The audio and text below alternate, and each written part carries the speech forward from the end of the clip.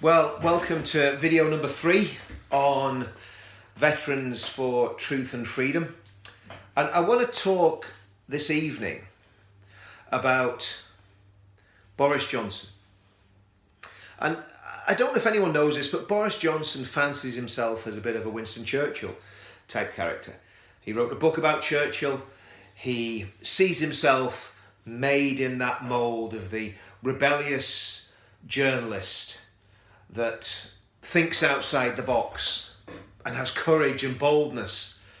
Yes, he might be a bit of a toff and a bit of an aristocrat, but like Churchill, he fancies himself as a man of the people. Nothing could be further from the truth. In the White House in America, we have probably the most inept president that has been in the White House in my lifetime. And that's saying something, considering that Ronald Reagan probably had dementia when he was in the White House. Jimmy Carter managed to get the entire staff of the American embassy in Iran captured by religious zealots. Wonder, are you thinking about that, Joe, when you decided to pull out suddenly? Probably not. So Biden is completely incompetent, completely inept, but I also think he's very sinister. And I think he's got some very sinister people around him. I don't think everything that's happening in Afghanistan is down to Joe Biden's incompetence. I think it's down to an ideology of appeasement. An ideology of appeasement. That's what the Democratic Party, since Barack Obama took power in 2008 or whenever it was, after Bush's 2 terms, I think that has been the trajectory of the Democratic Party. From what we believe, the Muslim Brotherhood are heavily involved in advising people in the Democratic Party. Now, that's what we're led to believe. I'm not saying, I'm not a person who's going to sit here and give you all the facts about that, but that's what the rumour is out there, that the Muslim Brotherhood are heavily involved in influencing people within the Democratic Party. So how does this affect Boris? Well, last week I did a video, the first proper video I did on this channel at the weekend. I talked about the coward-in-chief of the British Army, General Sir Nick Carter, who thinks it's quite all right to collaborate with the Taliban, who wouldn't even call them his enemies. These were the people that for 20 years had murdered British soldiers, and if they got the chance, they would come onto the streets of the UK and murder British citizens. But Nick Carter doesn't really see them as enemies. So anyway, Boris hastily arranged a meeting of the G7. And of course, they all did it through Zoom, like everybody does. We all do our meetings through Zoom these days. They had their online meeting, and Boris was slapped around the back of the head by a demented, doting American president who really is the coward-in-chief, the appeaser-in-chief. But I'm not so sure if he is the total appeaser-in-chief, because Boris, the man who models himself on Winston Churchill, he had a Second World War moment last night. 100%. Boris Johnson had his Second World War moment, but not playing the part of Winston Churchill. No, Boris played the part of Neville Chamberlain. Boris might as well have been waving a piece of paper in his hand, saying, "I've spoken to the leader of the Taliban, and he's assured me that we will not invade Europe. We will not behead our enemies. We will not stone adulteresses to death, and we won't kill Christians, Jews, Buddhists, Hindus, Muslims that we don't agree with, because, of course, this is Taliban 2.0. This is the new woke Taliban, the woke-a-ban. Not the Taliban, they're the woke-a-ban." That's what you would think if you believe what a lot of these commentators are saying. And even the liberal media, and I am always castigating and attacking the liberal media, but even they're saying, hold on a minute, what about women's rights? Half the population, as of last Sunday, half the population of Afghanistan became second-class citizens. Well, probably more than half, to be quite honest with you. Because it's not just all the women who are second-class citizens. It's anybody that doesn't follow this particular strain of Sunni Islam, the Deobandism. Remember, 40% of the mosques in the UK are Deobandi. Just remember that figure, because it will, in years to come, you will have to know that figure, that over 40% of the mosques in the UK subscribe to the same ideology as the Taliban. The Taliban foot soldiers are radicalised in Deobandi madrasas in Pakistan and Afghanistan. And those same madrasas are operating up and down the United Kingdom. That's just a little side story. But no, Boris had his Neville Chamberlain moment, and he stood there and he might as well wave those little white pieces of paper and said, "I've spoken to Herr Mohammed," or whoever the leader of the Taliban is at the minute, and he's assured me that we will not attack British troops. But the most shocking thing about Boris Johnson's pathetic, and listen, when Boris Johnson has done something right, which has been very, very few and far between, I give him credit. He delivered some form of Brexit, complete disaster for Northern Ireland, complete betrayal of Northern Ireland. He'll pay a price for that one as well. But he managed to cobble together some form of Brexit that gave the UK her independence. Of course, Theresa May would have done no such thing, neither the Labour Party or the Liberal Democrats. So we'll be thankful for small mercies. But that's about all he's got right in his premiership.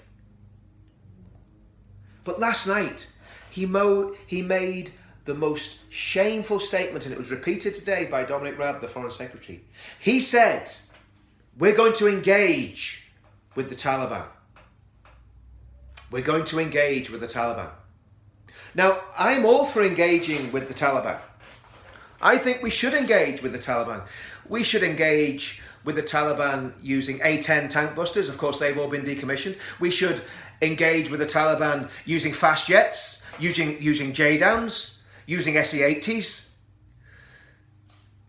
using Warrior armoured vehicles, using 30mm cannon, using C-130 gunships with howitzers pointing out the side of them. Yes, we should engage with the Taliban with as much high explosive ordnance as we can pour on their sorry, disgusting, perverse, psychotic, fascist heads.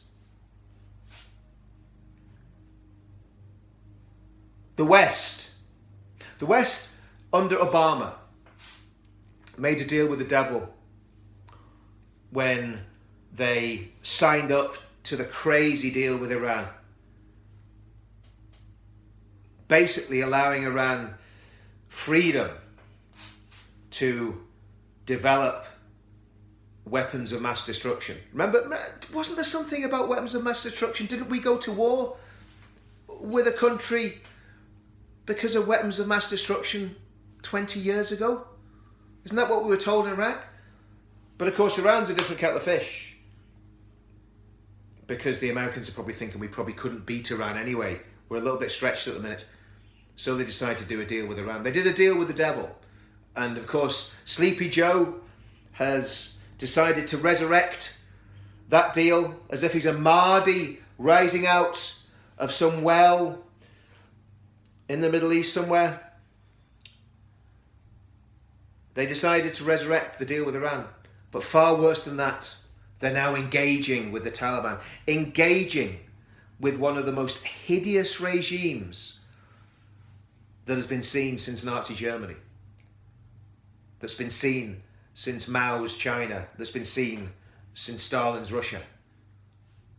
But the Taliban were up there and were actually surpassed them in brutality. I said it on the video the other night. I remember watching a documentary about the Taliban way before all this stuff happened, way before 9/11 happened, way before there was serious terrorist attacks against the West by fanatical religious nutjobs. I was warning people about the dangers of radical Islam, and not too many people were listening, and a lot of people were laughing at me. Well, they're not laughing now. But of course, in many ways, things have got a lot worse. Things have got a lot worse. The will to fight against jihadists has waned. The appeasement has started apace. It started in the West. We have de facto blasphemy laws in the West. I'm very careful about what I say about the religion of peace on all my channels, because I'm very aware that one slip of the tongue and I will be metaphorically decapitated from social media. And that's what they do. The jihadists don't have to come round to your house and kill you, because the social media platforms will make you disappear, like every good mafia outfit should. They have means of making us disappear. They have ways of making us not talk. As the old Gestapo officers used to say in the war movies, they have ways of stopping us talking. And even within the last month, we saw an attempted murder of a Christian refugee at Speaker's Corner, who was stabbed in the head and stabbed in the arm by a jihadist. And the Keystone Cops, that's the Metropolitan Police, that's how I'm going to refer to the Metropolitan Police until they sort their act out and get their stuff together and start actually being proper policemen instead of riding around the town in rainbow coloured cars. The Keystone Cops, aka the Metropolitan Police, still haven't caught the terrorist that tried to kill Hatun Tash. And yes, he was a terrorist. If you try to kill someone because of their religious beliefs and because of what they're saying, you're a terrorist. The police were there within seconds and they still haven't caught the man. So there is mass appeasement going on of the radical, crazy, wacko religious nutjobs that want to drag us all into the caliphate. Just finished listening to Ed Hussein's book, and Ed Hussein is a Muslim, and it's frightening because he's trying to dress this up in a nice sugary way, but he can't. What he finds, he's written a book called Among the Mosques, and what he finds in mosques in the UK right now, not 20 years ago, not 10 years ago, not 30 years ago, right now, is radicalism. The passion for a caliphate, the passion for an emir to rule us all, or a caliph to rule us all. That's what Ed Hussein's uncovered. And these are among the supposedly moderate mosques, the Barelvi mosques. Let's say 40% of the mosques in the UK are Deobandi. I think 8 to 10% are Salafi. 26%, I believe, are Barelvi. And then there's a whole assortment of smaller denominations, some of them radical, some of them not, some of them Sufi, some of them classed as Islamic cults more than actual denominations. But that's what we're up against. We have a massive problem in the country. 42,000 people are now on the MI5 watch list. 42,000 radical, religious nutjobs that want to fight against our country and destroy our country are on the watch list. Do you know how many soldiers there are left in the British Army? Under 100,000. Do you know how many of those soldiers are actually fighting soldiers who are fit to fight? 10, 20% maybe? We have a big problem. And like I said at the halfway through this video, if the West wants to engage the Taliban in the way we used to engage the Taliban, with high velocity rounds, with high explosive ordnance, with laser guided bombs, with drone strikes, I'm all for that. And I would say this, and I say this as a veteran who had terrorists try to take my life on a number of occasions.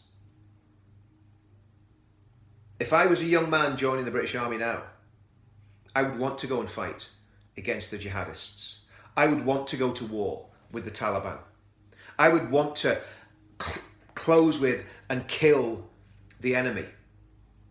Because that's what soldiers are meant to do. And I believe every single soldier who is a genuine patriot and who joined the British Army for the right reasons would be exactly the same, because they all know the danger that is lurking in those caves and mountains of Afghanistan. A dark shroud has descended, not just over Afghanistan, but a dark shroud has descended over the whole of the Middle East, over the whole of South Asia. Darkness has come upon that land. And I want to talk quickly, because these have been quite long videos, and I don't normally do long videos because I want to keep people engaged. But I want to talk quickly about the proposed immigration quotas from Afghanistan.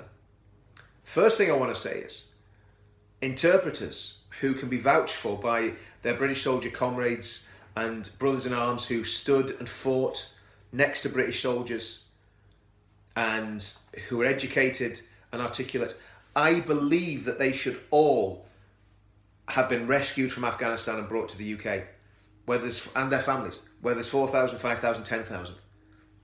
I would bring all of the interpreters in that can be vouched for, that are properly vetted, that we know are not radicals. And there's a reason for that. And the reason is, many of these people have worked with British Special Forces, they've worked with British intelligence officers. They would make ideal recruits for going into Muslim communities in the UK and keeping tabs on the jihadists and watching what's going on. They could be very, very well employed in the UK by the security services and the police to watch the terrorists. But I don't think I don't even know if the police and the security service even bother to do that sort of stuff anymore. That's what I would do. I would allow them to come. I would settle them here and get them gainfully employed watching the people that want to harm and destroy this country. But what is going to happen? I believe most of those people will be killed in Afghanistan by the Taliban. And what will happen is, we will get people coming to our country. And because the UK realises that they made a calamitous mistake, they will open the doors. They're going to fling open the doors, and we're going to get everybody that wants to come to the UK from Afghanistan getting into our country. And it's going to cause massive upheaval in the years to come. Because remember, 40% of Afghans in the Pew Research poll, I think it was published in 2016, 2017, 40% believed that suicide bombing was justifiable. 98% said they wanted Sharia law. Now, if you've got a few thousand Afghan interpreters that have been anglicised and working with the British, that's one thing. If you've got 20 or 30,000 people who come to this country and then want their families to come to this country, we could be looking at up to 100,000 Afghans coming to our country. All because Sleepy Joe decided he would stick with ideology rather than pragmatism and pull all the troops out of Afghanistan to keep a stupid election promise he made. He'd have been better breaking the promise and saving that country. And I do feel for the people of Afghanistan, 100%. In the 90s, I was watching what was happening in Afghanistan in absolute horror as Islam and Sharia law literally tore the heart and soul out of that country. So what do we do? What can we do? Well,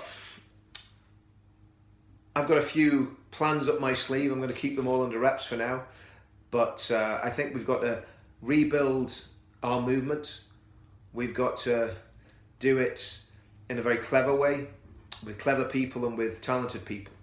And we've got to be political, we've got to be ideological, and we've got to be well aware and educated about what's happening in our country. And I think we will be able to rebuild a movement, but time is very, very short to save this country from an absolute catastrophe. And I'll let you know more about my ideas of how we can move the situation forward as the weeks and months come. But yeah, we have been sold out. We have Neville Chamberlain in number 10 Downing Street. We don't have a Winston Churchill. Boris is certainly no Churchill. Boris is certainly, though, a Neville Chamberlain, sitting in cahoots with the appeaser-in-chief, Sleepy Joe Biden. See you all soon.